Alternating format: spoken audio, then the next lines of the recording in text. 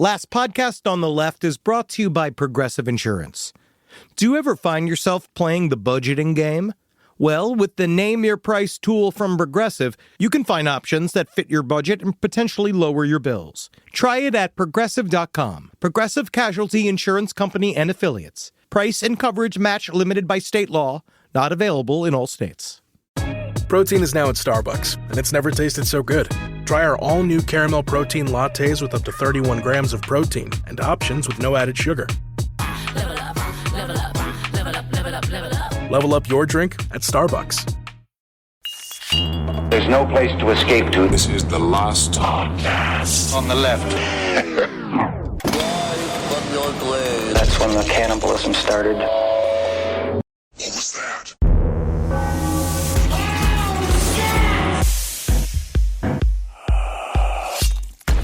In memory of today's episode, in celebration of today's episode. In memory. Today's episode die as well? Oh my God, You yeah. haven't even made it yet. How is it dead already? In the spirit of the ghost of this episode. Sure. I actually made a really important Fat Man discovery. Okay. That has changed my life in a significant way, and I want to show you, Eddie, because I don't know if you know what I've done. Oh no, what'd you do? I have solved my falling down pants problem. What? With No. fretless belts. Whoa! This is a free one. This is a free one, No holes. No holes in the belt. Really? Completely threaded. You make it as actually tight as you need it to be and not have to deal with the fucking garbage industry standards That's that right. they put I think they call them frets. Don't tell me where my fucking holes are. Yeah, don't tell me how big my waist is. Yeah. You're wrong. You're always wrong. It's always between the holes. Don't fret. Get a belt that works. No frets. This is the Robert Fripp. I am playing Crimson King every day when I get up and I go to work. King Crimson, but you know. Whatever, Dad. It's the name of the fucking song. It's the name of the song. Fretless belts. Welcome to the last podcast on the left, ladies and gentlemen. My name is Marcus Parks, here to keep Henry Zabrowski from embarrassing himself further with his fretless belts. Fretless belts. I don't even need to know where it is, man. Again, Robert Fripp. I remember that. Yeah, you do. How did you remember the guitarist from King Crimson, but you don't remember the name of the fucking band? I remember he had a fretless bass. And we have the man who actually knows what he's talking about when it comes to music. Pastorius? I think it's Jaco Pastorius. Jaco Pastorius. Robert Fripp is a guitarist. He played the solo Babies on Fire for Brian Eno. Ed Larson is also here. Fretless belt. I am very excited for Henry's pants to fall down because I know he can't put that belt back on while he's sitting down. So at the end of this episode, you'll inevitably forget that you took your belt off. And get they will- up, Yep. pants will fall down on camera, and then that'll be beautiful for the home audience. Hopefully. Today, we're starting off the year with a modern true crime saga. Just like last year, we started off with Lori Vallow and Chad Daybell. I miss them. I miss them too. This year, we're They're not starting dead yet. off. No, they're really not. This year, we are starting off with, I would say, the second largest true crime story of this century so far. Alex Murdaugh. And Mr. Murdoch, you out there in charge with the capital crime, Murdoch. Murder in the fourth degree. How do you plead? I plead not guilty. I've been so excited for this. I would put this in the top. This is the 2020s first, like, big one. Yeah, 2021, right? Yes. Yeah. And could you, before we get into the story, could you walk the audience a little bit through the voice that you were walking us through prior to this episode's recording? For Alex Murdaugh, he is the only way to describe him really is that he's like a flute with a bunch of a bag of fat filled with oxy attached to it. Yeah. And I've had a couple of them growing up. Yeah. He's got a very distinctive voice. Part of what caused him to be guilty in the first place, right, is his extremely distinctive voice. But I'm trying to place it, and I know that it's somewhere between South Carolina, the classic heavy hitter Pee Wee Gaskins, Spinal Truth, yeah. and Michael Jackson. So he's a little bit of But the words you used were restrained Michael Jackson. It's grounded Michael Jackson. He's a grounded Michael Jackson because they've been like, I do believe you're ignorant. You're being ignorant about the facts of the case, mister. You're being ignorant about what I've done. And it's like, the idea is that if Michael Jackson was in a stage play, playing himself, and he was a lawyer, and Sure. he'd go being like, Ladies and gentlemen of the court, I found that you're being ignorant of the charges that are being brought across. There's a capital crime of murder. Right? It's interesting you chose the word grounded because that's what would happen to the kids that wouldn't spend the night at Jackson's house. hey. And actually, that was the punishment because they couldn't leave. On June 7th, 2021. Oh my God, before you get started, I'm looking at Chad Daybell. He looks so much like Alex Murdaugh. Hey, they're very. It's so crazy. They're the same dude. Their kinda. DNA definitely kisses. Yeah.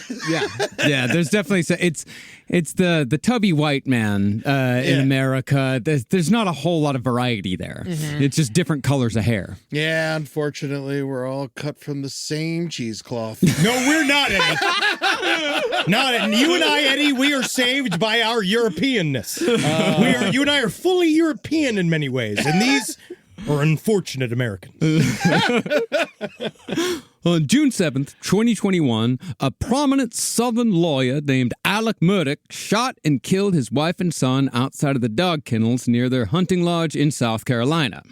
Now, family annihilations are unfortunately fairly common here in America, but the Murdaugh murders became one of the biggest crime cases of this century. What people forget, though, is that it was not known that Alex Murdaugh had committed these murders when the bodies were found. Instead, the murders of Paul and Maggie Murdaugh captivated the nation in the beginning because of the multitude of suspicious deaths that had been surrounding this wealthy family for years beforehand. And I'm just going to say, right here at the top, we here at Last Podcast and Left think Alex Murdaugh is completely, utterly guilty. Yeah. Yes. And we're not going to remotely entertain any sort of argument that he's not. I already let Harpoolian speak on the subject, and you did not convince me, you, or anyone else. Nope. No. Now, the Murdaughs were a family of multi-generational South Carolina lawyers, often described as the Kennedys of South Carolina's so-called Low Country. This family had represented power, justice, and wealth for well over 100 years in this part of America by the time Alex Murdaugh brought it all crashing down. And yes, it is spelled Alex Murdaugh, but it's pronounced Alex Murdaugh. Murdaugh. Yeah. I love his name is Murder. Yeah. The Murdaugh legacy, however, came from both sides of the courtroom. The Murdaugh personal injury firm, PMPED, which looks like pump. No one ever calls it pump. I was going to think pimped. Yeah. Oh, wow. I thought my first thought was pumped. Oh. Because I'm pumped.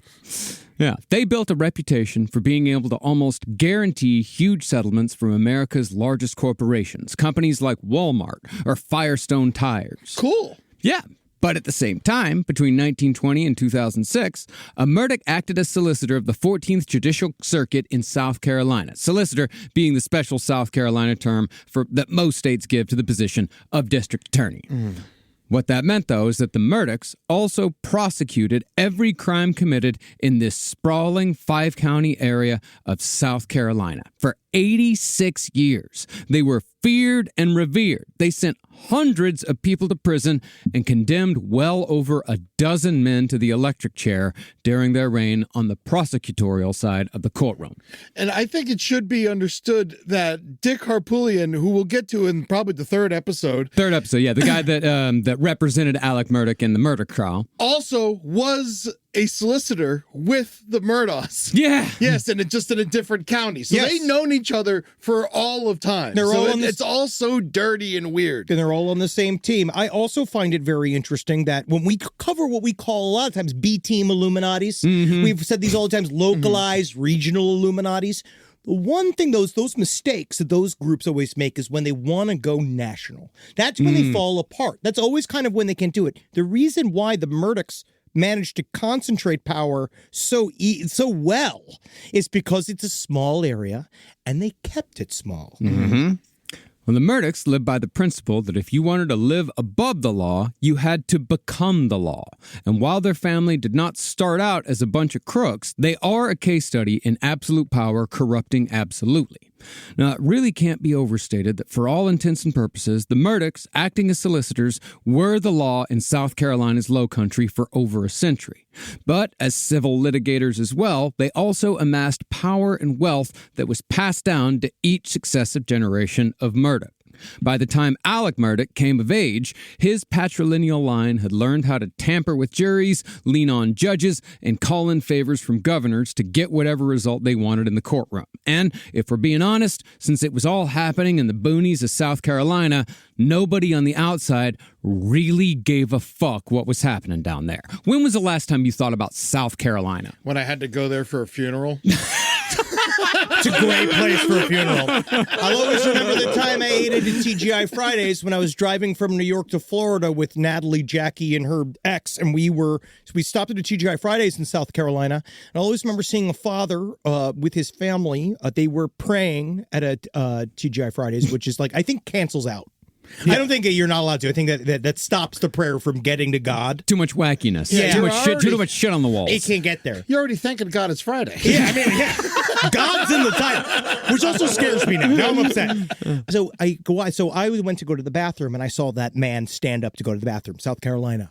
Into the bathroom. I stand up to the urinal to pee. That man, that father, I recognize him from the dining room. He comes up, does the weird thing, stands right next to me, the urinal right next to me, right in an empty bathroom. Yeah. He then proceeds to take his pants down entirely to his ankles and his underwear and pee. Open up like a full on, like just hands on hips, pissing like the butters. Yeah, yeah. And that's South Carolina to me. Absolutely, yeah. Just people with their pants sitting in piss.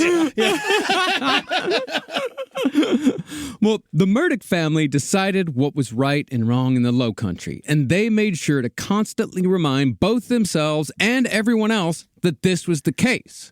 As a result, each generation of Murdaugh was more reckless, entitled, and violent than the one that came before. And as it often goes with these sorts of people in the South, people began dying as a result. Even before the shooting murders of Paul and Maggie Murdaugh at Alec Murdaugh's hand, 3 suspicious deaths were credibly linked to the Murdaugh family between just the years of 2015 and 2019. Specifically, those deaths were linked to murder victim Paul Murdaugh, because when it comes to Paul, this is one of those rare true crime stories where the victim did not, quote, light up a room wherever they went. Yeah, you never see a 48 Hours about the henchman from Nightmare Before Christmas. And he's one of those.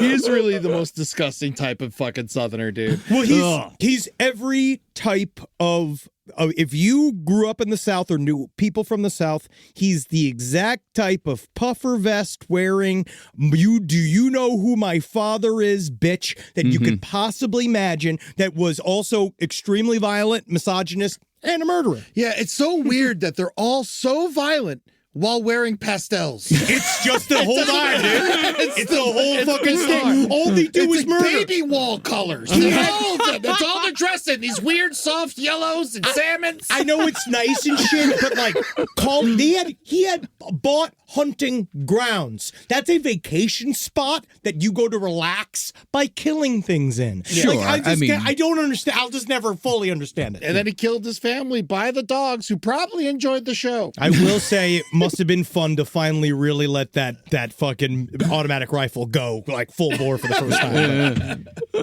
Well, Paul Murdaugh, the person that Alec Murdaugh killed, his son, Paul was definitely responsible for the death of a close friend in a drunken boating accident. He was probably responsible for the death of his family's housekeeper, and he was likely at least involved in the murder of a local gay teenager named Stephen Smith.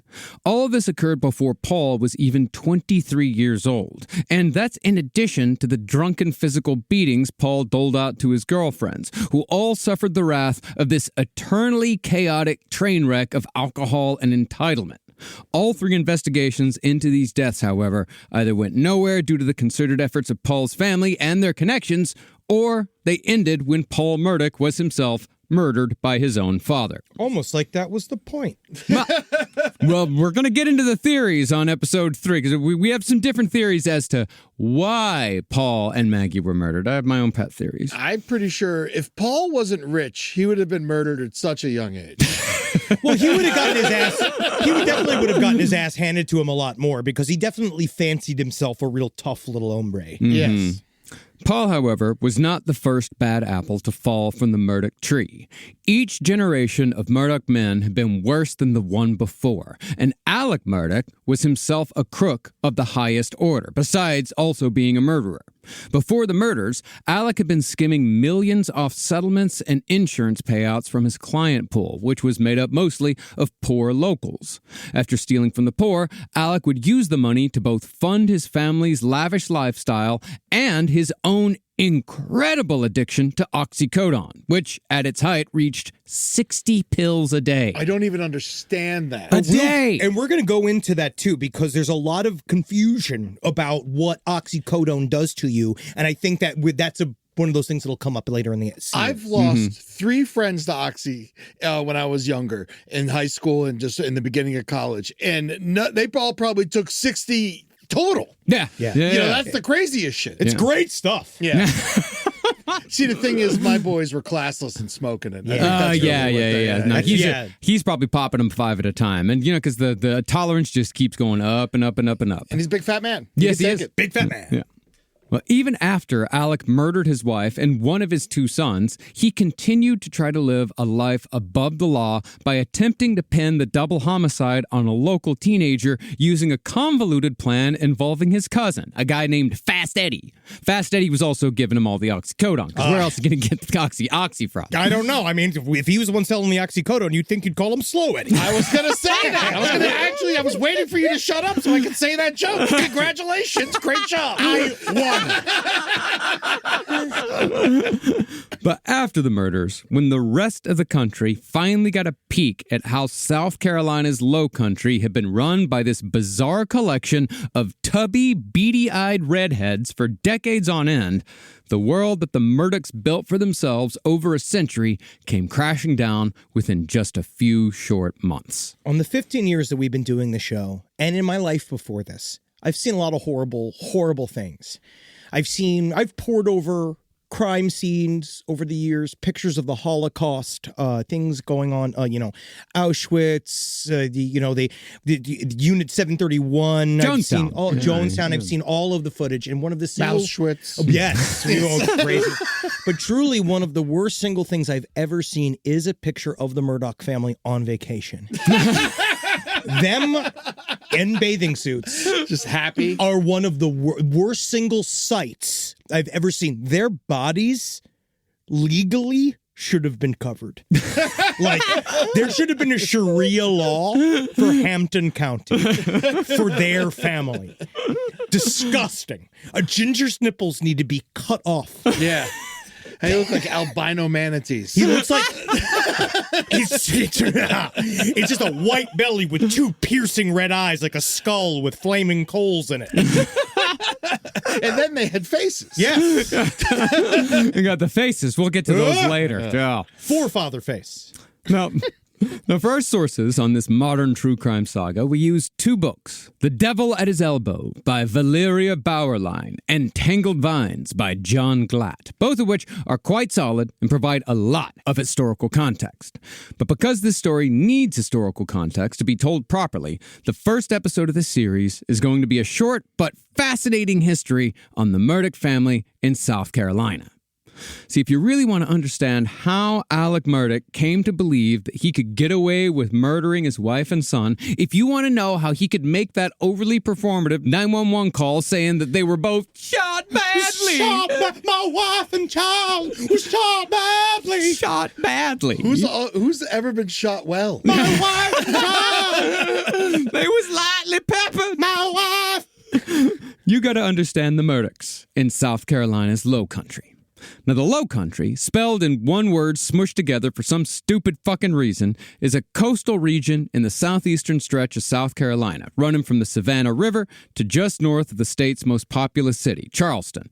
This story, however, does not take place in Charleston.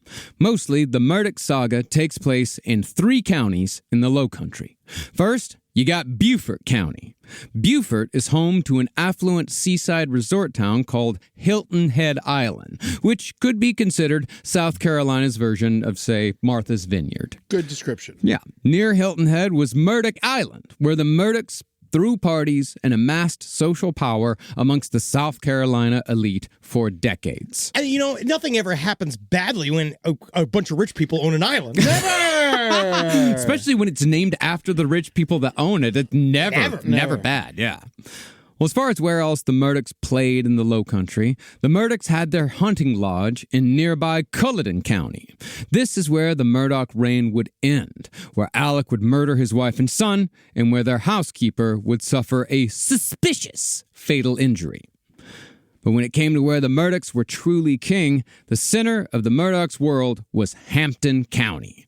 Rural, inland, and incredibly poor, Hampton County had been founded after the Civil War as a place where people could pretend like the South never lost. Oh, nice. Good for them. The whites of Hampton could keep living the way they'd always lived, where the poor whites were kept under the boot heel of the rich and the black citizens lived second class at best. I love how their Hamptons suck. Yeah.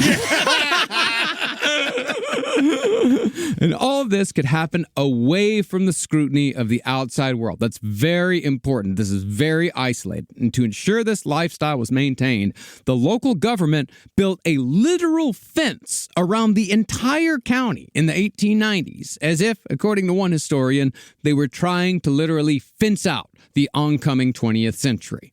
Because of this deliberate isolation, no one ever left Hampton County, but no one moved to Hampton County either. It's because I was reading in the grimoire I found that African wizards are afraid of gates. Yes, the African wizard can be kept at bay with several planks of wood. I'm glad they put the fence up, personally. Yeah. You're like, you stay over there. Take it. Now, one of the families who I'm sure approved of that fence around the county was the Murdaugh family, who had moved to Hampton County in the 1870s to join the ruling class of the Confederate Old Guard, about a decade after the Civil War ended. But while the Murdaughs were indeed an influential family in the early days of Hampton County, their outsized influence on the Lowcountry did not truly begin until 1910, when the first Murdaugh graduated from law school. That year, Randolph Murdaugh, Alex Murdaugh's great-grandfather, he earned a degree from the University of South Carolina School of Law. Uskaskilla. Yeah. Uskaskilla. The Cox. The Gamecocks, right? Yeah. Well, after moving back to Hampton County, Randolph set up across the street from the county courthouse, where he soon established himself as one of South Carolina's most gifted young lawyers. I know it was harder to live then, but it is kind of amazing how you could have just been a Supreme Court judge if you just built a house in the right place by the right building. Sure. You know what I mean? It's like one of those things where when the country was beginning, you just had to be there. Yeah. I mean, this is 1910. We'd been around for a while. But I'm saying at that time, but I'm just saying, I don't know what you're saying. I don't know. All I know is I'm looking at this family vacation picture. Not one lip out of the four of them. I bet her vagina lips are even small. All of their shins. We were looking at the Murdaugh standing on a boat. Their shins should be illegal. Yeah. Those legs should have been removed. The worst. Diabetes should have been applied to this family to cause them to lose that extra parts of them.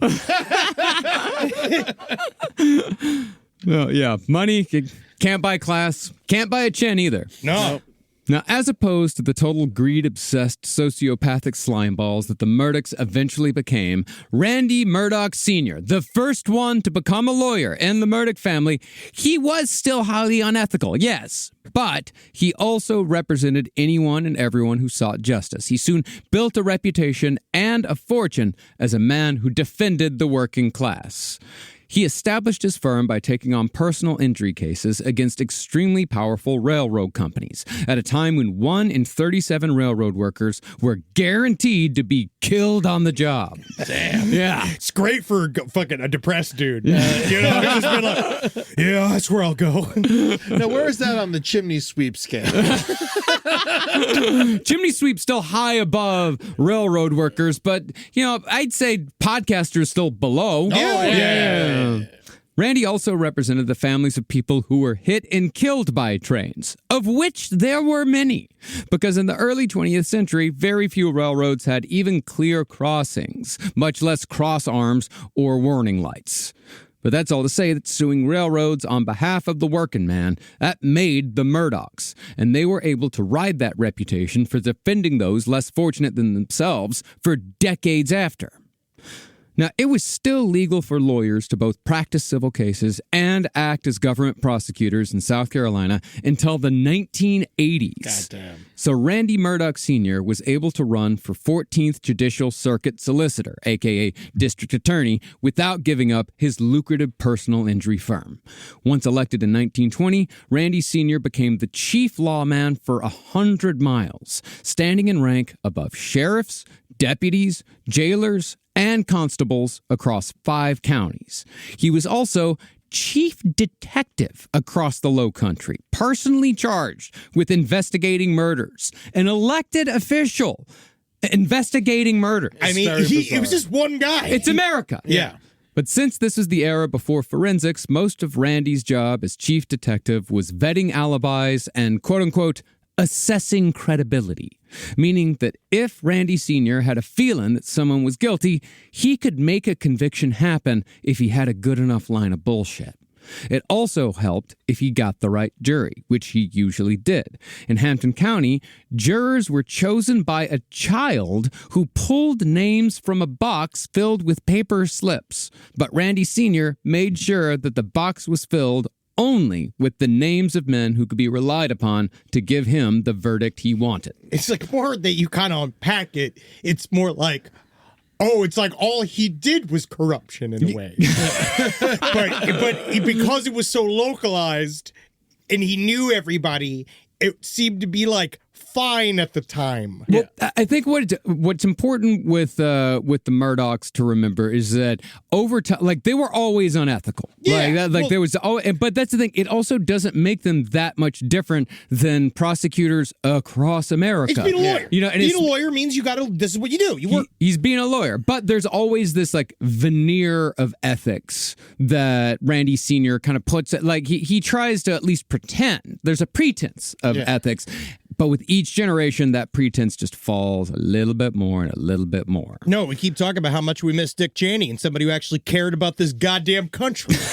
You look like him now. You're slowly turning into him. Why did they use a child to pick the names out of the box? It's because their hands were smaller They're and the innocent. Slit? Yeah. Yeah, they're innocent. They just liked it. They can't be corrupted. Yeah. But while all of this is certainly a recipe for rampant corruption, Wait a second. Randy Sr. had a reputation for being a man who gave everyone a clean deal, a man who stood above influence or intimidation. Randy Sr. indicted police officers, bankers, preachers, politicians, back when such things were seen by the public as noble pursuits. Randy Sr. even once prosecuted the governor of South Carolina himself and made the man who was technically his boss stand in the prisoner's block while Randy read out the indictments. This, of course, while, it was good press, it was really in service to the Murdaughs establishing that they were the law in the Low Country. Not the cops, not the preachers, and definitely not the governor. Man, there's so many names I don't trust out of this family. Randy, Buster. It's like every name that's just like a fucking red flag. Yeah. Speaking of which, so is their face. From your grave. This podcast is brought to you by Squarespace. Whether you're just starting out or scaling your business, Squarespace is the all-in-one website platform designed to help your business stand out and succeed online. Squarespace gives you everything you need to offer services and get paid, all in one place. From consultations to events and experiences, showcase your offerings with a customizable website designed to attract clients and grow your business. The best part about it is it can help you design a funnel in which you can very quickly record commercials so that you can get it done while you are desperately trying to get on break. That's the best part about Squarespace. It can really shorten up the time you spend doing things. You got to get in there. Use Squarespace. Man, is it fast. It is absolutely incredible. You're going to love your experience at Squarespace. Head to squarespace.com/left for a free trial. And when you're ready to launch, use offer code LEFT to save 10% off your first purchase of a website or domain. Now that the holidays are over, you might be feeling like you've got a big spending hangover. The drinks, the holiday food, the gifts. Luckily, Mint Mobile is here to help you cut back on overspending on wireless this January with 50% off unlimited premium wireless. All plans come with high-speed data and unlimited talk and text delivered on the nation's largest 5G network. Same network, same provider. I'm doing it. It is honestly, save money on a Mint Mobile. It's $15 a month. This January, quit overspending on wireless with 50% off unlimited premium wireless. Plans start at $15 a month at mintmobile.com/LPOTL. That's mintmobile.com/LPOTL. Limited time offer. Upfront payment of $45 for 3 months, $90 for 6 months, or $180 for 12-month plan required. $15 per month equivalent. Taxes and fees extra. Initial plan term only. Over 50 gigabytes may slow when network is busy. Capable device required. Availability, speed, and coverage varies. See mintmobile.com. Ah, yes. 2026. And you know what's still great in 2026 that was awesome in 2025? That's all your great Quince products. That's right, yeah. Quince is back. It never left. What do you mean it's back? Ooh, I'll tell you one thing. When I'm all cold and I gotta be warm, you know what I do? I put on my Quince sweatpants. Oh, so nice. My knees aren't trembling no more. I'm so warm and happy and wonderful. I got my heated blanket and my nice warm hat and my thick Quince socks, and I am a happy, warm, cozy little prince, all dressed up in my Quince.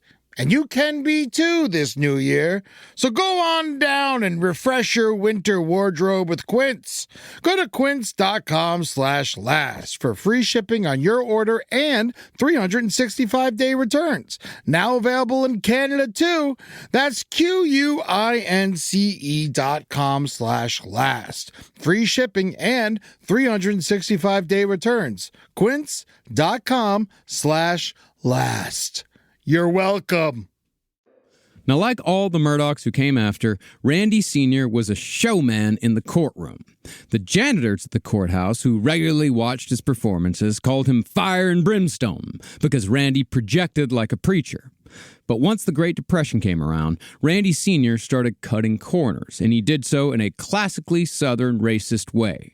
There were rumors, for example, that Randy Sr. had collaborated with a local sheriff to extrajudiciously kill a black man accused of murder instead of arresting said man and taking him to trial. Randy Sr.'s reason was that he wanted to spare Hampton County the cost of jailing and trying the accused, because we got this depression on. Yeah, it's a saving money thing. Yeah. It's a saving money thing. Yeah, by the way, what else am I supposed to do with this cross? Not burn it? I don't know. It's made out of wood. So it said that Randy and this sheriff took the accused on a fishing trip on the Savannah River themselves and shoved the man into alligator-infested waters. Now, there's no proof that this happened, but the people of Hampton County believe that it was true. And trust me, I know from growing up in rural Texas that damn near every southern county has some version of this story. It's often told by the black population with a great amount of understandable fear, but it's simultaneously told by the whites, the ones that are rich and the ones who are poor, with no small amount of pride and even a little bit of awe. Yeah, don't give gators a bad name like that. Just admit to killing the man yourself. No, but they're like, the gators did it. No, you shot him in the back of the head. They smelled blood and ate a corpse. My favorite gator, Willie, looked skinny. And I wanted him to have some genuine low country buffet. Well, in the South, whites often look up to law enforcement officials who take the law into their own hands, men like Randy Murdaugh Sr. And so, the Murdaughs learned early on that murdering someone, if it was for the so-called greater good, this could not only be forgiven, but respected. But it's supposed to be outside the family, Marcus. Ah, yes, of course. Now, along with making sure that the poor of the Low Country knew that they could be killed without trial if he deemed it necessary, Randy Sr. also made sure to let the other high-ranking members of Low Country society know that they could do whatever they wanted without consequence. For example, when the richest man in Hampton County shot and killed a construction foreman after the foreman told this unnamed rich man that he couldn't drive down a road that was being paved, the murderer donated a large sum of money to Randy Sr.'s re-election campaign for solicitor. Now, the rich man did stand trial for the murder, but he was acquitted after just 5 hours of deliberation. After he walked free, 9 out of the 12 jurors just happened to all build new houses. And this sort of corruption, established by the Murdaugh family, this became the norm in South Carolina's Low Country. Why is he unnamed? You know, we just didn't get his name. Oh, okay. I wish we got his name, but we didn't get it. It's a court case. I know. We could dig and look for it. You know, there's a weekly grind on this show, and there's only so much time that we have to look into things. I want to take all these motherfuckers down. He's been dead. God, he's probably been dead for so long. Like 100 years. A grandson that we can kick. Can I actually ask a question about like this mentality? Like the idea of going into this scenario, like in some way, they have to validate it to themselves, right? Like, yes, we talk about you're doing it for the quote-unquote greater good, and that's one side of it, but they really did feel, in many ways, at this time period, that they were helping everyone, right? This idea that if you let one guy off, we'll give you guys, it evens out. It's this like this weird idea of like a fake version of like, we're going to create our own morality. Sure. Well, I think part of what it comes from is that they almost think of themselves as kings, like the divine right of kings, where, whatever the king does must be good because the king is a part of God's will. The king is an extension of God's will. I think these people think much the same way. Like, I got to be right. Not me. Yeah. Because all these people are descended from Brits and Scots and, so on and so forth. Yeah, the dregs. Yeah. The fucking runoff. As far as his personal life went, Randy Sr. was married 3 times, but not because he was a philanderer. Instead, Randy was one of those early 20th century men whose wives just kept dying for one reason or another. Murder. Mort. Little bit of mort. Now, his first wife died of sepsis. Oh, she was full of shit. After a bout with the flu. His second wife died during pregnancy from preeclampsia. But Randy had already met his third wife on a cruise to Cuba by the time wife number 2 died. Oh, that's nice. Yeah, number 3 was the daughter of a state senator, and she married Randy just 4 days after number 2's death. A couple of dulce de leches, they really get the ball rolling. Yeah. You know what I'd also think, too, is that back in the day, marriage is different. It's very practical. No one kissed. Yeah, well, he probably just wanted someone to take care of his kids. Yeah. Yeah. Well, the death of wife number 2, however, was apparently a distressing event for Randy Sr., and it only exacerbated what was quickly becoming the Murdaugh family curse. Murdaughs, you see, were extreme alcoholics, and after Randy's second wife died, his drinking only got worse. By the age of 53, Randy had poisoned his kidneys completely and was diagnosed with late-stage renal failure. Since this was prior to dialysis or organ transplants, the only thing Randy Sr. could do was wait for the slow buildup of waste in his blood to deliver an agonizing death. Now, come here, son. I want to show you something, son. Now, as you can see, waste is building up inside of me, right? Large amounts of waste? Yeah. Now, I think it's important to address the cord of my veins and say I accuse my veins of the capital crime of giving up on me. And I will put together a during my pills in order to bring my veins into the proper...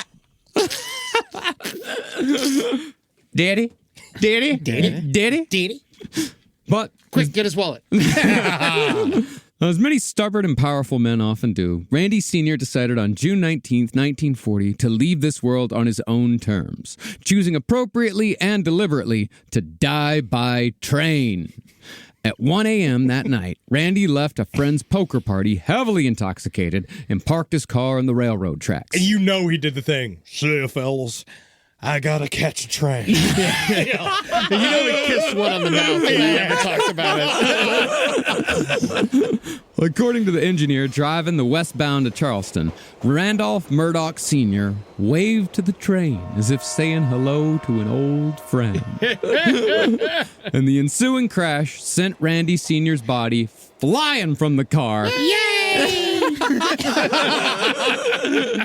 Where it landed broken and mangled 50 yards away. That's a hell of a punt. That's a huge punt. Honestly, it's just also what a stupid, insane way to kill yourself. Death by train. Many people die by train I suicide. know, but I feel bad because you made the dude kill you. I know. It's an awful way to do it. Fuck. Of course not. Yeah. He made so much money off of trains, it was only right to give it back. Eddie, wait. Wait. Yes. Now, even though this crash saw the end of the first Murdaugh to establish himself as a lawyer in the Low Country, Randy Sr. had already set his legacy in motion years before. See, by the time Randy's drinking had gotten out of control, Randy's son was already taking over his father's duties in court when Randy Sr. was too drunk or too sick to practice. And so, just a month after Randy died by train, his son, Buster Murdaugh, the first Buster, was officially elected as the 14th Judicial Circuit Solicitor, making him the second Murdaugh to take that spot after his father had held it for 20 years. Is this what's going to happen after Jesus Pratt is born? And when Jesus Pratt is then like the new Han Solo and he's president? Yeah, that will happen. Yeah. We're just going to have to deal with that forever. When he's the Lord of us all, when Chris Pratt's son runs our world and theocracy, right? Yeah, because we thought that maybe it was going to be the Hanks line that was going to take it, but no. Colin's weak. Colin's weak. Colin's fucking weak, and Chet's too free. He is he can't be governed. No, he's on island time. He's the Billy Carter of actor sons. Born in 1915, Buster Murdaugh would not just serve as both the 14th Circuit Solicitor and as the senior partner in the Murdaugh personal injury law firm. In addition, Buster would also run the biggest moonshine bootlegging ring in all of South Carolina. Woo! That's a big-ass bootlegger. The biggest in South Carolina. You got to be good to get that. See, Buster, so named by his football coach because he always, quote, busted the opponent. Yeah, I bet he did. Jerking him off. Get him down there. He's never at the game, though. Yeah. There's always at the after party. Yeah. Well, if you jerk him off before the game, it slows him down, gets him too relaxed. That's the thing. Yeah. Some say that busting made him feel good. I got voice. Well, he began the long Murdaugh tradition of playing both sides of the law for his personal benefit. While Randy Sr. was willing to bend, break, and manipulate the law to get the verdicts or the results he wanted, Buster was a straight-up gangster. Like his grandson Alex Murdaugh would later do, Buster was more than willing to break the law to get the life he wanted, and his personality loomed over the county so largely that he had a second nickname, fit for a criminal. Locally, Buster was known as Big Daddy. Oh, Big Daddy. Well, we better check with Big Daddy. Big Daddy is always something you name someone who you know can kill anyone. It's never a... No, it's a criminal's name. It's a criminal's name. Yeah. Even if it's like a judge, he's a criminal. It is. It's never Big Daddy. Big Daddy's never positive. He's never happy. Well, Blanche's father in Golden Girls was named Big Daddy, but there was always something going on with him anyway. God knows what else he did before that. But now again, there's a pattern here. Because in like doing bootlegging, there is sort of like a man of the people, hoi polloi aspect to it. There is there's like a thing where no one really liked prohibition. No. You know, like, so it is, again, not a victimless crime because they're going to do a lot of other things to support that criminal industry. Oh, yeah. But still, like, it helps that it's fun. It's a fun industry. Well, it's the American folk hero type thing, you know, where you could be a bootlegger and, you know, you're fighting against the revenuers. I mean, hell, isn't that what Dukes of Hazzards is? Oh yeah, dude. I ran Smokey and the Bandit, all that shit. Yeah. Me and my older sister's first husband ran. I once went with him where I did not know he was bringing alcohol into a dry county. In Georgia, and that was a lot of fun. I bet. Yeah. God forbid it be weed, though. They'd all flip out if it was fucking weed. Well, we'll get to that here in a second. Now, it's believed that Randy Sr.'s suicide was actually a part of a fraudulent scheme laid out for Buster to pick up. And since Buster knew how his father thought, he knew exactly what his job was after his father's death. A few months after Randy Sr.'s death by train, Buster sued the railway company for the wrongful death of his father for the modern equivalent of $2 million. Damn! It's really not that much. I mean, it's not that much. For a high-powered lawyer to die, dude, that's free-ass money, though. It is free-ass money. It's free-ass money. And they knew. Like, the Murdaughs knew what that magical number was. They knew how much to ask for. Buster claimed that the train had been going too fast. It hadn't signaled its approach with a whistle, and the company hadn't properly maintained the crossing. It's almost like they knew how to sue train companies. Yeah. That's the thing, dude. That's how smart he was. That's how smart older Big Daddy was. Yeah, was the fact that he knew we can make all this money back. Randy Sr. knew that at the very, like, he could add like an extra insurance policy if he committed suicide in the right way. God, that's awesome. Yeah. And even though the engineer stated that Randy Sr. had casually waved at the train as it was coming, the railway company knew better than to tangle with the Murdaughs. It was a given that a Hampton County jury would come down on the Murdaugh side, just like a Hampton County jury would come down in almost any civil case that the Murdaughs brought to court. The railway company therefore settled for an unknown sum, and the Murdaughs once again learned that they could simply force the system to give them whatever they wanted, even in death. Marcus said something really interesting here that I think is important for our audience to like kind of key on. Like, they knew the right things to say. Yeah. Right. They knew the right things to ask for. These are the things that nepotism and these types of industries teach, the secret languages of how these things actually work. And once you get into that back room, right, like, honestly, lots of stuff opens up for you because you figure out how the world really works. Yeah, and it's like, what's the number that this railroad would give us, you know, in order to not go to college? Yes, to not go all the way. Like, what's too much? And that's a secret knowledge, which is why, honestly, we talk about like nepotism and all these things because that's the true secret things that are handed down. Mm-hmm. Now, on the solicitor side of things, Buster was just as, if not more than willing to cut legal corners to win cases as a prosecutor. By the mid-1940s, Buster had a suspiciously high conviction rate of 95%. It shouldn't be that high. It's not something you should be proud of either. No, it's not. No. It's this whole thing. Yeah. So you're telling me only 5% of the people who got caught were guilty? Yes. Yeah. No, 5% were innocent. Innocent, yeah. 95%. Yeah. That's an insane conviction rate. I mean, if that is true, you live amongst a horrible community. Yeah. And also, your prosecutor is Batman. It's insane. Literally, yeah. Well, Buster Murdaugh also developed a legendary legal persona by using his booming voice to act out murders in front of the jury. And while this might sound ridiculous, Buster had an insane talent for captivating a jury. In one murder case, he drew an imaginary box with his finger on the floor in front of the jury, said that's where the victim lay today. You can even hear the rustling of the little rats scribbling around. And you can hear the vines slowly but surely coming into the casket. And the bones, they crumble down over time.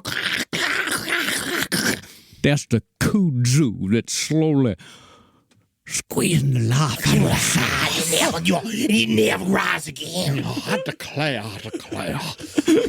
Well, this image stayed in the jury's mind so strongly that when they came back with the guilty verdict following the closing arguments and deliberations, all of them avoided stepping on the imaginary grave that Buster had drawn when they left the jury box. They saw it there, and they revered it as if someone was truly buried there. That's how much Buster knew. That's how well Buster could hold on to an audience. Imagine if they would have just put these fucker Murdaugh people through theater school. Yeah. It would have been so much better. No, they just become been president. Yeah. No, that's the problem. No, they had enough encouragement. There's a thing also, the idea of all of these giant corporations that we're witnessing right now, what they're really trying to do across all these apps, all these various things, is gain information about us. Yeah. Right?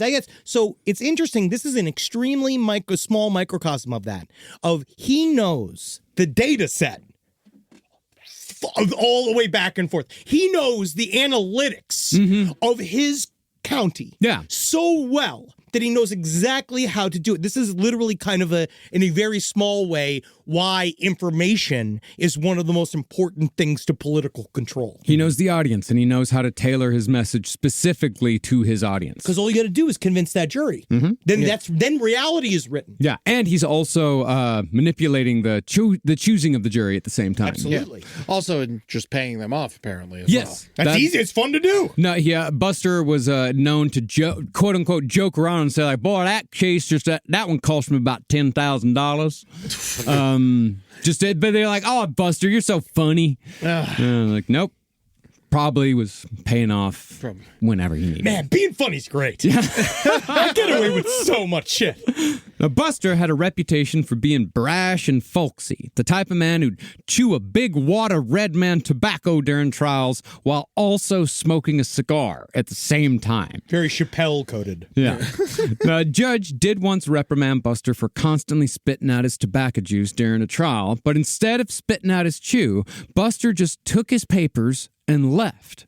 And since Buster was the only solicitor in the Low Country, the trial came to a halt, and the judge was forced to let Buster continue his disgusting habit if that judge wanted to get a verdict. That's a proper asshole.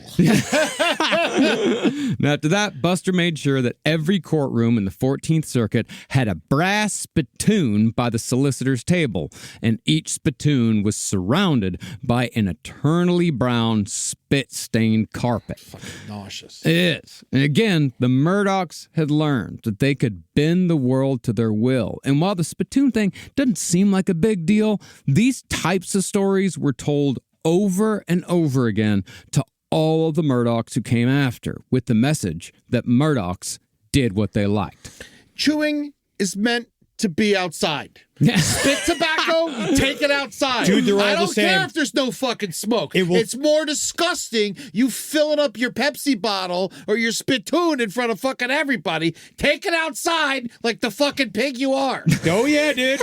Believe me, I watched both police car interrogations, both the convenient little police interrogations they did to Alex Murdaugh, and he also loves to chew. And he's also doing the thing where in the middle of it where he's spitting in between his legs. It's so disgusting. Yeah, He used to put his oxy in there and just jam it all in his mouth. It's disgusting. It's awful. Awful. Now, part of the reason why people let the Murdaughs get away with as much as they did was because the Murdaughs were well-liked, they were funny, and above all, they were entertaining, which goes a long way in a place like the Low Country of South Carolina. Buster Murdaugh's trials were spectacles, shows almost, complete with performances. For example, Buster indicted a farmer named Wyman Hyatt in April of 1949. Wyman had apparently poisoned his elderly sister with rat poison before burying her in a pig pen while she was still alive. And Buster had gotten the confession from the farmer himself. The farmer admitted to killing his invalid sister because she, quote, messed the bed so many times. But since Buster had gotten the confession, he actually acted it out during the subsequent trial by adopting the rural farmer's hick accents and mannerisms. According to court reporting, Murdaugh said to the jury in the farmer's voice, "Well, I went back to her bedroom, picked her up and placed her in the grave, covering her with blankets and paper and dirt. At that time, she was breathing a little. God. What to do about it, I don't know." So fucking inappropriate. Not you, Henry. You're actually oddly appropriate right now. Oddly appropriate. But imagine we're talking about a murder trial here. And there's... that little bedroom. That's my farmer's cough. And I picked her up. In another case, Buster prosecuted a 43-year-old storekeeper with a long history of severe mental illness, a man named John Bowers. They probably called him like Kooky John or like Ding Dong John. Yeah. Bowers had beaten his wife and 2 young children to death with a baseball bat in December of 1948. This cookie. Yeah, It is wacky. And after Bowers confessed to Buster, the press gave the killer the awkward nickname of the Estel Baseball Bat Slayer. Playing off this, Murdaugh repeatedly brandished the baseball bat used in the murder. Now I'd like to bring this baseball bat Into evidence. Now you watch it, that bitch. You watch it, bitch. That's what he would have said. If he was going to strike you with the baseball bat. We're going to hit you right in the tits with the baseball bat. But he doesn't because he's a lawyer. Yeah, he used it during the trial to dramatize the killings, waving it in front of the jury. Yeah. It's the fucking Untouchables. Yeah. Oh, that's a great scene, too. He would vow that Bowers would no doubt kill again if he were ever released. Of course, he got the death penalty for Bowers. He got the death penalty again and again and again. Wow. There was another case where he took a rubber hose that had been used to strangle a woman to death before she'd been stabbed, and he had one of the people who was present at the murder wrap the hose around his neck, and then he left the hose on his neck during his argument, be like, "We're gonna come back to this hose a time or two, so I'm just gonna leave it on. I'm gonna leave it on because, honestly, also looks kind of cool. I actually think I'm looking kind of funky." He's got different hoes for different area codes. That he does. Well, that's if you're killing prostitutes over the state. Normally, if I would drive them across state lines. All right. But while Buster's theatrics did wonders for his popularity locally, the state Supreme Court frowned upon his shenanigans and eventually reversed several of his convictions on the grounds that his theatricality had swayed the jury. Oh, good. So he actually ended up letting murderers free. Yeah, eventually, yeah. Now, Buster had come under fire with the state Supreme Court for his egregious jury arguments, which had raised eyebrows after he'd sent no less than 14 men to death row with his theatrics. He killed 14 men. 14 men to the electric chair. Mm-hmm. By 1956, Buster had gained the attention of the new governor, who had been elected on a vow to root out corruption across the state. Now, Buster was indeed corrupt. As far back as 1949, clients were accusing him of defrauding them out of large sums of money, and even the IRS couldn't get a handle on Buster's finances. But out of all of Buster's dodges, no victory was greater than when he beat the federal government on dozens of criminal charges related to bootlegging. And again, I'm not a fan of anybody in this family, but nothing's like beating the government on charges of bootlegging. That's truly one of the most wonderful things. Of course, it's going to give him a reputation that everybody's going to love him. Mm-hmm. Yeah. It's his most likable aspect. Yeah. Well, after the new governor took power in 1956, he passed a set of laws saying that any government officials under criminal investigation had to resign. And with the laws passed, the governor set his sights on Buster Murdaugh. It was alleged that Buster had masterminded the so-called Culloden Whiskey Conspiracy, which involved 32 moonshine stills pumping out 45,000 gallons of illegal liquor per year. And so when Buster was charged with bootlegging in federal court, where the Murdaugh name held no sway, he was forced to resign as solicitor. But while Buster said in his resignation letter that he was the victim of a conspiracy... Mine! Yeah, the only conspiracy was the one that he was running. Yeah, but that's not fair, because it was mine. It was mine that did to me. He'd operated several moonshine operations going back to Prohibition. He'd been doing it for 3 decades. By the time he was busted in the 50s, he'd built what amounted to a gang comprised mostly of local cops. You know what makes you look like a guilty bootlegger? Always having a spittoon at your feet. Mandating that every room you go in has to have a spittoon. That makes you look like a bootlegger. You're an asshole. Yeah. Now, Buster may have escaped even prosecution if it hadn't been for the bravery, the vengeance, and the stubbornness of a woman named Edith Thigpen Freeman. in an out-of-the-way location called Jackass Pond. Why isn't that in town? Yeah. Edith and her husband, Doc Freeman, ran an illegal moonshine still that paid protection money to Buster's operation. Edith, however, discovered that Buster's men were charging her husband, Doc, double the protection money by taking advantage of Doc's illiteracy. To add insult to injury, the feds raided Jackass Pond looking for Buster's men, but instead shot Doc in the stomach. The final indignity came when one of Buster's men snuck into Doc's hospital room after he'd been shot in the stomach and stole his life savings that had been sewn into the pocket of his coat.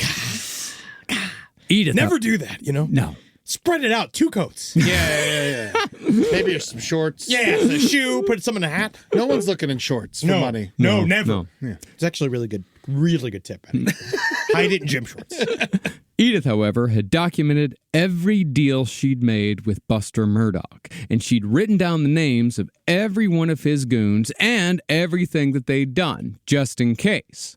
So, using Edith's notes on the criminal conspiracy, federal prosecutors charged 30 individuals, including Buster Murdaugh, on 80 criminal counts, and it seemed like a Murdaugh was finally going to face a consequence. One of the local deputy sheriffs even testified in Murdaugh's trial, saying that he had personally witnessed Buster split a payoff with the sheriff that arranged for a lighter sentence for a bootlegger. The deputy also testified that Murdaugh himself staged fake raids, where Murdaugh would pay the fines of the busted bootleggers. That's so smart. Yeah, he said, I don't care what you got to do. Just tell them I'm coming. I'll pay. I'll pay for it. I don't give a shit. Just make it happen. That's a great businessman. Yeah, it really is. But even though it was a federal case, Buster Murdaugh found a way to bulldoze justice like every Murdaugh before and after. He intimidated and threatened witnesses, and ironically, he beat the bribery charges by making more bribes. As a result, the former solicitor was acquitted on all charges, making him the only one of the 30 defendants to go free without consequence. After just a 6-month hiatus, Buster Murdaugh was former solicitor no more, and he was re-elected to the 14th Judicial Circuit, where he continued abusing his power in any way he saw fit. So he was known that if Buster liked you, or if you did something for him, he'd help in any way he could in the most intense way possible. For example, he once told a fellow lawyer who'd helped Buster's son beat drunk driving charges that, quote, If you ever need anybody killed, you send them on down to Hampton County. Yeah, you funny. That's a joke. Now you remember that's a joke, except for a fact. I meant it, all right? I won't do it. Wink, wink, wink, saying it out loud for the radio. Yeah, wink. Yeah, wink, wink. As author Valerie Bauerlein put it, Buster proved that if your name was Murdaugh, you could fix juries, corrupt sheriffs and judges, steal from clients, play both sides of the law, and define justice however you chose. And you especially proved it to everyone else whose last name was Murdaugh. But you could never make a woman orgasm. That's the only thing they couldn't figure out. Well, he kept using his wife as a spittoon. Open up. Now open up. Let me get it.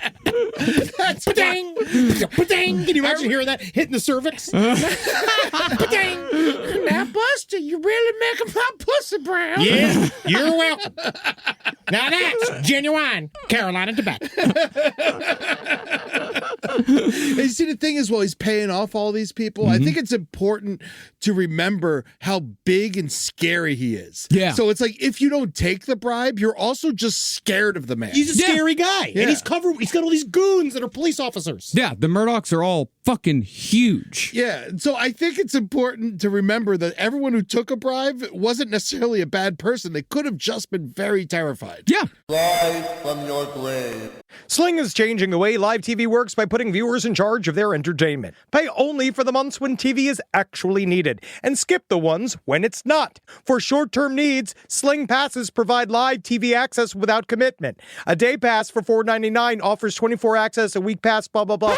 Who cares? Sling is the only place that you can watch your pretty faces going to hell on an app. It's the only place where you can do it, and so therefore, it has become my favorite app. So you go to wherever the Sling is, find Sling, and you can go to see your pretty faces going to hell on it. And that's all that matters. Show people your pretty faces going to hell. Okay? So go, get Sling, great app. how I've organized my channel lineup is I've put Your Pretty Faces Going to Hell 5 times on it. So go check it out. Choose and customize your channel lineup or pause and watch for free. Sling lets you do that. Visit sling.com to learn more. Chime is changing the way people bank. Forget overdraft fees, minimum balance fees, and monthly fees. This thing is helping us take back our own bank accounts. If this thing was around when my mom was around, my life would have been way better, okay? Chime is the new way to build a credit history with your own money and get rewarded every single day. Chime is not just smarter banking, it's the most rewarding way to bank. Join the millions who are already banking fee-free today. It just takes a few minutes to sign up. Head over to chime.com/left. That's chime.com/left. Chime is a financial technology company, not a bank. Banking services, the secure Chime Visa credit card, the MyPay line of credit provided by the Bancorp Bank N.A. or Stride Bank N.A. MyPay eligibility requirements apply, and credit card limit ranges $20 to $500. Optional services and products may have fees or charges. See chime.com/fees info. Advertised annual percentage yield with Chime Plus status only. Otherwise, 1.00% APY applies. No minimum balance required. Chime card on-time payment history may have positive impact on your credit score. Results may vary. See chime.com for details and applicable terms. This is an ad by BetterHelp. A new year is a new opportunity to feel lighter. And you don't have to become a new person to do it. Signing up for therapy with BetterHelp can shine a light on what's been weighing you down and illuminate possibilities for the year ahead. BetterHelp handles the initial therapist matching work for you. You don't have to do the hard work like I did, trolling the streets of Skid Row, looking for a therapist. Just take a short questionnaire to share your needs and preferences. And thanks to BetterHelp's industry-leading match fulfillment rate, they usually get your match right the first time. You know it. You know how I know my therapist is my match? By looking him dead in the eyes. I look him dead in the eyes and I see if he can handle it, right? As we both feel the bolus of excrement inside of me, right? But I hope that BetterHelp can provide you an unbiased perspective on your life, so you can head into the new year taking only what truly serves you. You can't step into a lighter version of yourself without leaving behind what's been weighing you down. Therapy can help you clear space. Sign up and get 10% off at betterhelp.com/lastpod. That's betterhelp.com/lastpod. Now, Buster strengthened his grip on the Lowcountry by hosting lavish parties on Murdaugh Island, where South Carolina's rich and powerful came to play. And I'm sure nothing bad ever happened. Not once. I can't even imagine they'd tie up a bunch of black people and make them dance with guns. I can't even imagine they would do a bunch of group sex with children while eating cornbread. I wouldn't even say those words. That Buster's a latent homosexual. Fucking homicidal homosexual Buster Murdaugh. You would never say that. I'd never say that. Never say that. Never. Well, there, Buster Murdaugh consolidated power and established himself as an influential political figure as well. Because the Murdaughs, they were all old school Democrats. They were Democrats from back in the days when, Democrats were pro-slavery, but they really held on to the Democrat power long afterwards. They even gave to Hillary Clinton's campaign. Oh, well, they always do, man. Yeah. It makes them look, you know who else gave? Epstein. Yeah. It's a reason and they Donald Trump. Yes. And Harvey Weinstein. Yep. Yes. It's like bad people hide in plain sight. It's weird. Or Yeah. they become very public. Yes. And so by the 1970s, the Murdaughs were well established as a part of the good old boy network that ran throughout South Carolina. Buster had begun his reign as 14th Judicial Circuit Solicitor in 1940 and had stubbornly held on to power through ill health and old age. By the mid-1980s, he'd gone from being known as Buster to being known as Big Daddy to simply being known as Old Buster. Oh, not old Buster. Oh, God. I can't even wait till I have to put my old Buster inside my old wife when we're in our 80s. And how that's going to have to be like, here comes old Buster. It's going to be every time I pull my penis out and I have to, get the pump and do all something like, come on, old Buster. Yeah, Old Buster sounds like a nickname for a guy who does tricks with his penis. Yeah. Yeah, I call it Old Buster because it don't work anymore. But as you can see, Abraham Lincoln. As you can see, here's a couple of sparrows. You ever seen a 90-year-old man come in a spittoon? Well, Buster only left office when state legislators passed a law seemingly pointed directly at Buster Murdaugh, which said that solicitors had to step down by the age of 72 or forfeit their retirement benefits. Buster Murdaugh begrudgingly stepped down, but just like his father before him, he'd already set up his legacy. When old Buster left office, his son, Randolph Murdaugh III, stepped up to complete the term. God, just from Randy to Buster to Randy to Buster. It's Back and disgusting. forth. Yeah. It just sounds like from Randy to Buster, it just sounds like we're at a snowball party and everybody's just mother birding cum into each other's mouths. God, I love South Carolina. From Randy to Buster sounds like a collection of Yola Tango B-sides. Why does it work? I don't know. It just does. Yeah. Now, by the time of Randy III's birth, it had already been established that if your last name was Murdaugh, it was your fate to become a lawyer. As such, Randy III had been exposed to the family business of prosecuting grisly murders at far too young of an age. During the investigation to the aforementioned murder in which the pig farmer poisoned his sister and buried her alive, Randy III had accompanied his father to the farm to look for the body at the age of 9. And Lil Randy had been the one who'd found the obviously disturbed patch of ground where the old woman had been buried alive. Daddy, I think the body's over here. Dad, I would Here's be. your candy. That is just what a lucky kid. That is a lucky kid. That's fun as hell. Yeah. I wasn't finding bodies till I was like 12. Yeah, dude. Well, at his father's insistence, Randy III was even present when the pig farmer confessed to killing his sister with rat poison. He was in the room. And since Randy had discovered the patch where the body was buried, he was forced to take the day off 4th grade to testify. That's awesome. I'll do anything to get out of school. Dude, yeah, of course. Consequently, Randy III's childhood testimony helped send that farmer to the electric chair. And I hope that man fries in a chair until his eyes pop out. There ain't nothing that delights me more than to imagine his bones dancing to the current. I love watching. Oh, I hope his last words are miserable. And I hope the families get to watch him do it. I hope he gets to dance with the devil. I'm going to be a lawyer.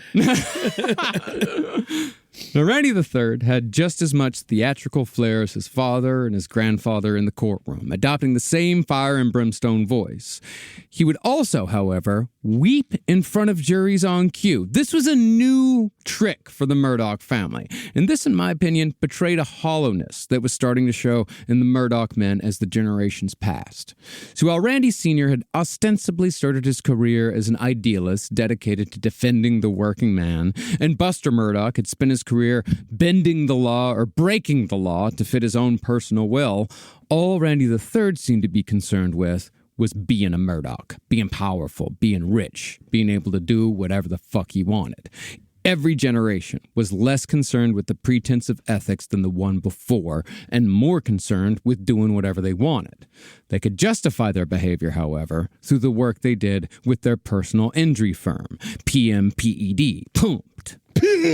See, while Randy III and his father Buster had jointly prosecuted dozens of criminal cases going back to the mid-1960s, they had also made millions filing and arguing personal injury suits targeted at large corporations on behalf of poor low-country locals. Yeah, it's another connecting to the people. Mm-hmm. Yeah. Well, there's this South Carolina loophole that says that if a business can be sued in any county where it does business, which is why they really jumped on the railroads, because if a railroad goes through Hampton County, that means that anything that happens in South Carolina can be litigated in Hampton County. Fascinating. Yeah. And small corporations. And they were so good at being corrupt. They were incredibly good at being corrupt because it's like they had 100 years practice. Wow. That's amazing. Good work on them. At some level, we have to say congrats. right? Well, I mean, they worked out how to, fuck up America. Man, Alec really fucked it all up. He really did. Wow. It just shows if you pick a really horrible place like Hampton County, no one's really going to care to look. No. Yeah, you just got to reign in hell. That's what I learned. Now, small corporations, especially local corporations run by other rich white men, they didn't really come into the Murdaugh's crosshairs. But if you were a national corporation, you were open season for PMPED. The Murdaugh firm had a reputation for getting massively inflated settlements because even corporations knew that they could not beat a Hampton County jury. And because of the South Carolina loophole, anything that happened in South Carolina could be brought back to Hampton County. But because of the Murdaugh's overly litigious nature, large corporations and even smaller businesses learned that it was best to keep every inch of your business far away from Hampton County. The Murdaughs even fought and beat Walmart. You know how hard it is to beat Walmart in the South? They forced Walmart to not only abandon plans to build a store in the Low Country, but Walmart donated the land they purchased back to the town. And you might say this is a good thing. Yeah. You might say Murdaughs kept corporations from taking over. But really, this was just about the Murdaughs maintaining control, and the people of the Low Country, they did not benefit in any way whatsoever. When Walmart arrives, the rest of the country will start paying attention to Hampton County. When that corporations start coming in, it becomes logged on to the national attention sphere because the corporations are paying attention to Hampton County. And that is the reason why they don't like them in there. No. It's because they don't want anybody looking at any single thing that they are doing in there. Walmart wouldn't have worked there because the entire population is just greeters. Yeah. You gotta be a little older to really get that one. Yeah. Also, Remember a time. Can you just imagine the rascal parking in that fucking what that Walmart would be like? The rascal park is also like God. Yeah, shoe sales would be down because no one has feet. Yeah, you got a lot of those sliding shoes, like no hand shoes. Well, the Murdaughs could force the illusion that they were fighting for those in their neighborhood who had nothing, those in the county who had nothing. But in reality, the legal chokehold deprived people of jobs, it kept doctors from opening practices in the Low Country out of malpractice fears, and it raised property taxes. The Murdaughs thrived while most everyone around them stayed in poverty. I think it was something like 27% of Hampton County was below the poverty line, which is insane. And that's what they like, because that's what they view as like their like chattel. No, that's their little their fiefdom. It's their little people. Yeah, they're their own little kingdom. And those little people pay enough taxes to help them, right? And then they administer the little people, but they have to stay super little. Yeah, they do. I can't believe that Walmart doesn't have graders anymore. No, they stopped doing it because you'd be surprised how aggressive some of these greeters would get. And they get a lot of biters. I want to shake your hand. I want to shake your hand. Come here. Ever been bear gripped by a Down syndrome man when you want eggs? Now, Randy III was a criminal just like his father, but by the time he came into power in the 1980s, bootlegging had been replaced by drug smuggling because the hundreds of remote islands off the South Carolina coast were perfect for harboring small planes full of weed or shrimp boats carrying cocaine. God, weed and shrimp. Oh, yeah. Now I'm starting to like these guys. But I don't like coke and shrimp. Yeah. Cocaine and shrimp? Yeah, cocaine and shrimp is weird. Yeah, I don't. Can you imagine doing lines of coke and eating shrimp? But I didn't. When I did cocaine, I didn't eat a lot. Yeah. Cocaine's not an eating drug. No, but you will buy a bunch of shrimp and have it in front of you. Some great shrimp. Holy shit, that looks great. I might want that later. Also, I will say the Murdaughs are the color of shrimp. Wow, they really are. They got a flamingo's diet. Wow. He does have a flamingo-like aspect. Yeah, that's why they like that. Yeah. I mean, I like shrimp too, but I ain't getting that, I guess. You're pink. Maybe that is why I'm getting so pink. It is. Yeah. Well, Randy III prosecuted drug smugglers, but his inside track enabled him to also warn drug traffickers when raids were imminent or to know where to place bribes to prevent the raids from ever happening in the first place. Rob, get the family off the fucking monitor. I can't look at the Murdaughs like this. I can't watch. They're all just staring at me. I just keep looking up, and I see the 8 fucking beady eyes of the Murdaugh staring at me like a bunch of haunted dolls. I'm just sad Brian Dennehy isn't alive to play him. Oh, yeah. Wow, dude. Because the guy who's playing him in the show is Jason kind of... Clark. I like him. I like him, but he's bad for the... It doesn't add anything. He did a great job. Hey, He was also Ted Kennedy, which I find hilarious. Wow, he's playing every broad-faced fuck that kills someone in the water. Wow. Or right next to the water. Well, Randy III, this was Alex's father. He was also fond of sex workers, which was a world he was introduced to when a strip club opened up locally. I gotta check out this new establishment just to make sure that all the legalities are covered. Oh, my great googly moogly. A spittoon inside you. Randy III, he did actually tell his constituents, like, don't worry, I'm going to keep a close eye on this club. Don't worry, I'm gonna watch out. I'm gonna make sure nothing untoward happens. Don't worry, I'll make sure from the inside of the establishment that no such crime can be occurring. I will not allow the solicitation of a prostitute in Hampton County.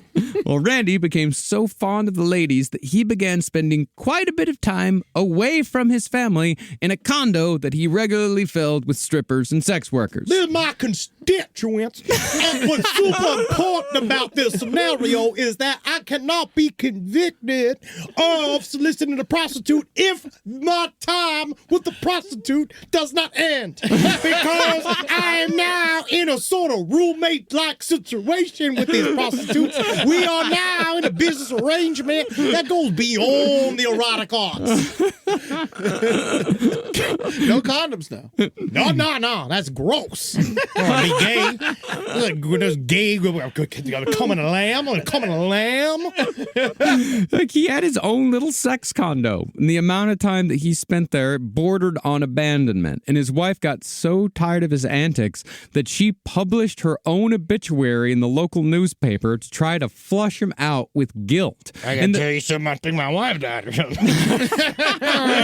You're making eggs? Well, I'm just so happy I didn't have to write this myself. Yeah, because honestly, they were going to have to edit it. But eventually, Randy III's own mother went to his sex condo herself and dragged him back to his family. He's a grown man, a middle-aged man, and his mother's showing up and dragging him out of his sex condo. And do you think all the strippers are just like, oh, so sweet. Oh, Randy. What are we going to do for money?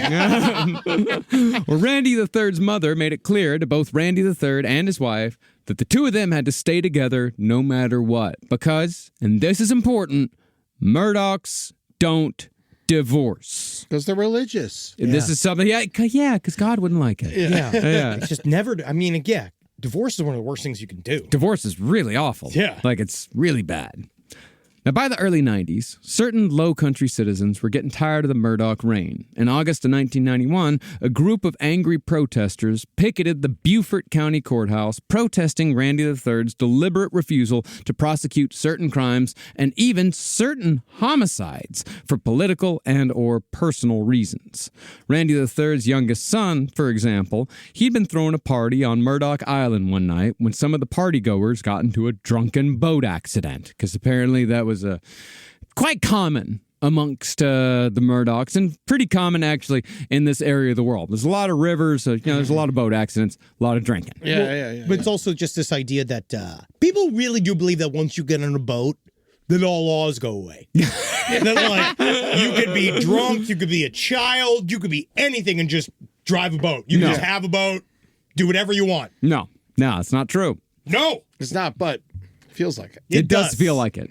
Because you're on a boat. It's about the floatiness. Yeah, you don't see things surrounding you. Ain't no law in the water now. There is. It's just, again, much like Randy discovered, it's when you leave the water. So again, stay on the water, no crime. There's no courts on the water. No, that's very right. difficult to get a judge out there. They don't like water. Yeah, because the robes, they weigh him down to the bottom and the wigs. Well, one passenger in this drunken boat accident was severely injured, but every partygoer testified that the passenger had been hurt because of hazardous weather, despite calm and clear skies. No mention whatsoever, of course, about the drinking. The Murdaughs had sabotaged the investigation, as they had done many times before and would do many times after. The people of Hampton County were sick of it, but there really wasn't much that they could do about it. No Murdaugh would sabotage the entire Murdaugh legacy further than Randy's third son, Richard Alec Murdaugh. It's like they had a playbook for what would happen later. Yeah. Yeah, it's almost like which is interesting because they did have a playbook. Yeah. And he didn't follow the playbook. Yeah, he didn't. Now, it's said that even as a little boy, there was something missing behind Alec Murdaugh's beady black eyes, that something sinister lay in that disgusting mouth, a mouth that always looks like it's full of rusted metal. Good adjectives. His thin lips always look like, he looks like his mouth is filled with blood. And that blood is just peeking out of the lips. Yeah. And there's like, even his lips are so thin that his like gums are receding. Yeah. He's just too Scottish to be here. Yeah. He makes Charlie Kirk look voluptuous in the mouth. I want him to go back. We should send him back to Scotland. Yeah, let them deal with it. Oh, yeah. But from accounts, Alec Murdaugh was a textbook sociopath, extremely charming, able to win over anyone in a conversation, and totally lacking in empathy. While he did eventually become a bloated corpse of a man in middle age, Alec was a strikingly handsome redhead when he was younger, well over 6 feet tall, had a shock of red hair that earned him the nickname Big Red in college. Gingers scare me. I don't like them. That's why you married one, right? She's not a ginger. She's got red hair. You've got red hair. I've got short red blonde hair. You scare yourself. I'm not a ginger. You're not. No. No. Sound like a self-hating ginger to me. No. I'm distinctly. This is how you can tell I'm not a ginger is my body hair. Oh, Because the interesting. body hair gets fucking red and gross. Oh, you look like fucking Clifford. I like With a penis. Yes, gingers have a bad reputation, but there are some good. Which one? Name one. The ones that don't have sixes behind their ears. Name one. I have never seen it. All right, my fucking wife. Is she a ginger? I guess so. No, I don't think she's a ginger. I'll talk to her about it. Yeah, let her know. Well, in high school, Alec Murdaugh had been little more than a bully. He had attended public school like his father and his grandfather before him. This had always been a way for the Murdaughs to establish themselves as so-called men of the people. They go to public school, not fancy private school. But really, all it meant for Alec was that he had easy access to poor kids that he could abuse. As one classmate put it, Alec's overall attitude was, quote, I could do what I want to because my daddy's a solicitor and my granddaddy was too. Another classmate said Alec had always gotten out of things because of his father and grandfather's reputations, and every decision that Alec made was informed by that reality. Further removing responsibility was his own mother, the same woman who had published her own obituary to shame her philandering husband. Alec's mother sat on the school board, which ensured that Alec was never punished or even reprimanded by his teachers. And additionally, Alec Murdaugh was a teenage booze hound who started drinking at parties thrown by his father at an early age. Randy III encouraged Alec's drinking because, owing to their past as bootleggers, the Murdaughs wore their alcoholism like a badge of honor. I knew so many dudes like this growing up. Oh, man. yeah. It is so hacky, right? It's such a template for an asshole. Yeah. That is so recurring. Like this thing of we party. Like Yeah, we that's drink. We're a drinking family. And this idea that you identify as a bunch of drinkers and you identify as this thing, because guess what it does? It creates a really unhealthy environment. Yeah. You know, because it seems horrible. to fuck up everybody's life. Yeah, it's because you never remember to apologize for the things you don't remember doing. There's also just a distinct difference, because like we're learning as adults, there's a distinct difference to just like drinking and hanging out and what these guys were doing. Yeah. Because what these guys were doing, including Alec, until the end, was this frat boy fucking horseshit. Oh, yeah. Yeah. Well, generational alcoholism fucks up families horribly. And this type of just, it's the Being whole... proud of it. They're it's morning the, drinkers. It's the southern eliteness of it that makes me angry. Yeah. And by the time Alec got to college at the University of South Carolina, like his daddy and his daddy before him, he was blatantly telling his fellow frat boys that they could all do whatever they wanted because they would not get into trouble. And in this, he was absolutely correct. Just a few months into his freshman year, Alec led police on a drunken high-speed car chase through campus that only ended when Alec abandoned his Jeep in front of a dormitory and fled into the night. He was called to the police station for questioning the next day, but as soon as police realized that this was Randy Murdaugh's son, they just let him go. And this is at college. Like, he's in Columbia, but still, that's how far the Murdaugh name reached. I mean, it's all of South Carolina. It's like a big, small town, that fucking place. Mm-hmm. Now, Alex started at the USC School of Law in 1991 in preparation for joining his family's law firm. And there, he met a sorority girl named Margaret, whose lower middle-class background made Alex Murdaugh's social standing seem far more impressive than it really was. What an amazing love story. They were soon married, and she would come to be known as Maggie Murdaugh. By 1994, Maggie and Alec had moved to Beaufort, where Alec became an assistant solicitor under Randy III, prosecuting simple drug possession cases, while he was also still doing quite a few drugs himself, although the oxy had not yet come into play. That's more of a mid-2000s thing. Yeah. Alec and his wife were actually happy in Beaufort, and it was thought that Alec was going to take over as 14th Judicial Circuit Solicitor one day. He was gregarious and charismatic, and his sociopathy meant that he could easily fool people into thinking he cared. In other words, natural politician. Yeah, and he's in Beaufort County. So everybody he talks to is somebody he likes and respects because they're all the rich and they're all the fancies. And so they're all the people that he would be nice to. Mm-hmm. Yeah. And if he wasn't in prison right now, he'd probably be running as a Democrat for Congress. Yeah, dude. Yeah, I actually know. I guess he was a Democrat to the end. I don't know. He was. Yeah. He was. He was chair of the local Democratic Party. Ah, good for him.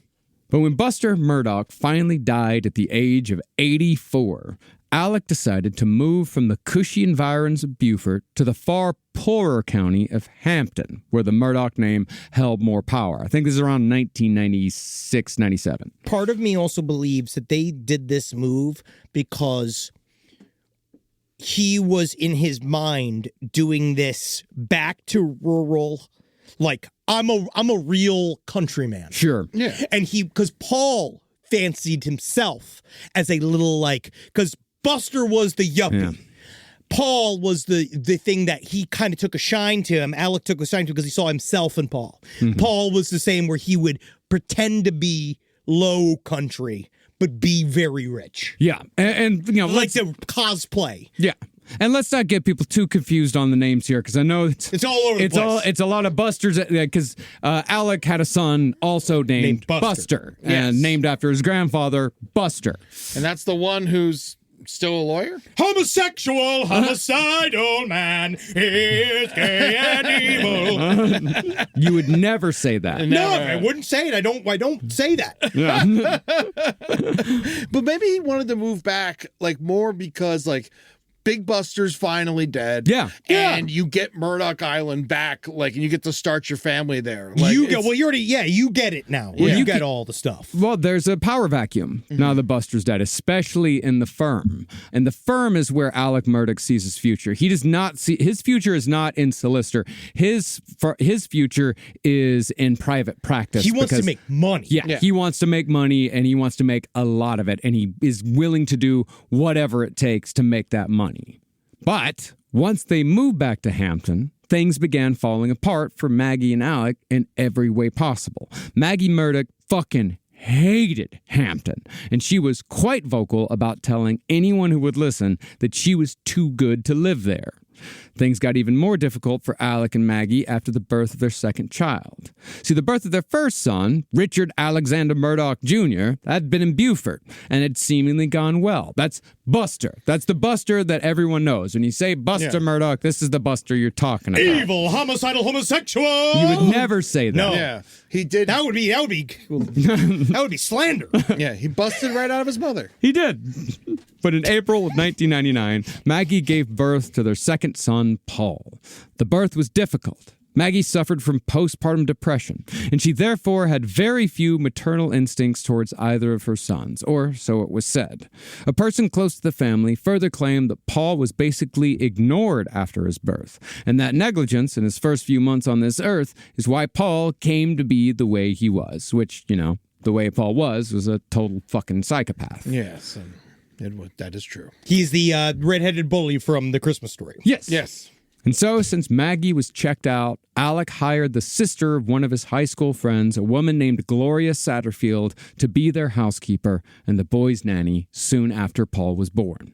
Even though Gloria had 2 sons of her own, she dedicated her life 6 days a week to raising Buster and Paul Murdaugh. For her service, though, Gloria Satterfield would end up in a pool of her own blood at the bottom of a set of brick stairs with a cracked skull 19 years later. And that is where we'll pick back up next week for Alex Murdaugh Part 2, where we'll cover the 2 mysterious deaths surrounding the family and the drunken boating accident that brought the entire Murdaugh legacy to ruins. Yay! Fuck these motherfuckers. Man, honestly, Fuck each and every one of these goddamn shitheads. I am so happy to finally be doing this. I've watched the entire court case. I went back. I'm watching all the interviews, and God, it feels good to hate this fucker. God, I hate him. I hate his face. The picture we're looking at right now, they're all wearing bow ties. They're human bow ties. I just want to strangle him to death with it. I just want to grab both ends of the bow tie and I just want to fucking pull it to his eye. Tiny little beady little eyes pop out of his big fat pink skull. But it's fine because he's in jail. And he is also, obviously, what's very interesting is while our series is running, his appeal may begin. Anytime soon. We know that they're working on that. I don't know. He lost quite a bit of weight, shaved his head, looks like Lex Luthor. Oh, yeah. Good for him. Yeah, he looks gross. He looks bad. Yeah, he should not have shaved his head. He looks really terrible with a shaved head. He's trying to look weak. He's trying to look like I'm sick. That's what they all do, man. Yeah. I'm sick. Remember Harvey Weinstein came out with the walker and all the fucking shit. Oh yeah. And for the way he was acting, he should be dead already. Yeah, well, we'll get him. One day somebody will get him. Patreon.com/lastpodcast on the left. Thank you for giving us money when you can. And if you do, you get to see many things. We got ad-free episodes. We also have our exclusive live last stream on the left. You can go and see that every Tuesday at 6 p.m. PST, only on the Patreon. But you can then join and yell at us before we put it on YouTube. Yeah. And don't forget to go check out all of our socials at Last Podcast on the left. At TikTok, LP on the left. LP on the left. LP on the left. TikTok and Instagram. Don't forget to come see us out on tour. We're going to be doing all kinds of dates this next year. That's 2026. right. It is 2026, and we are coming in hard to Philadelphia. Yeah, I am. I'm going to be hard. I hope so. At the Met on January 31st, and then February 28th, we're going to be in Austin, Texas at the Paramount Theater. March 13th, Indianapolis, Indiana, at the Egyptian Room at the Old National Center. Saturday, April 25th, Cincinnati, Ohio, Taft Theater. Friday, May 29th, Pittsburgh, Pennsylvania, Carnegie Music Hall. Saturday, June 27th, Grand Rapids, Michigan, live at 20 Monroe. July 17th, Tulsa, Oklahoma, Cain's Ballroom. July 18th, Oklahoma City, Oklahoma, at the Tower Theater. And next week on Wednesday, Henry and I got a bunch of Side Stories dates coming out for sale. Keep your fucking eyeballs glued for that. I remember the last time we did the Egyptian in Indianapolis, we were sharing the bill with a musical, Grinch. The Grinch Who Stole Christmas. And then the Grinch got the bigger room. It did, and then I'll remember the Grinch had it, and then that was when the follow-up night, I believe that was when Stacey Abrams was in the performing the night after us. That was in Norfolk. I'm sorry. It's really funny. She's hilarious. Her shit's fucking sick. Have you ever seen Stacey Abrams live, dude? You'll throw up. Bring a poncho. You ever see Stacey Abrams live, dude? Those first couple rows, she squirts. She gets down on she Gallagher, She fully sticks it in. She squirts 9 feet into the front row, dude, in the orchestra. And what she's squirting? blood. Yeah. like a horned toad. You can tell by the taste. Yeah, Stacy up top, Gallagher on the bottom. Well, hail Satan, everybody. Thank you so much for listening to the show. Again, thank you so much. Hail Renee Nicole Good. Oh, very nice. Yes, Very nice. hail Renee Good, and best everything to all of our people out in Minnesota right now. We love you. We love you very much. And not to be too Antifa about it, but ICE can go fuck itself. ICE can go fuck itself. Fuck yourself, every one of you. I heard a lot of them are committing suicide, so they should all try that. Yeah, enjoy.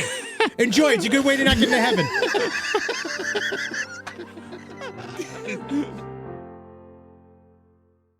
Hi, I'm Jenny Slate, and believe it or not, someone is allowing us to have a podcast. I'm Gabe Liedman. I'm Max Silvestri, and we've been friends for 20 years, and we like to reach out to kind of get advice on how to live our lives. It's called I Need You Guys. Should I give my baby fresh vegetables? Can I drink the water at the hospital? My landlord plays the trombone, and I can't ask him to stop. You should make sure that you subscribe so that you never miss an episode. I need you, girl.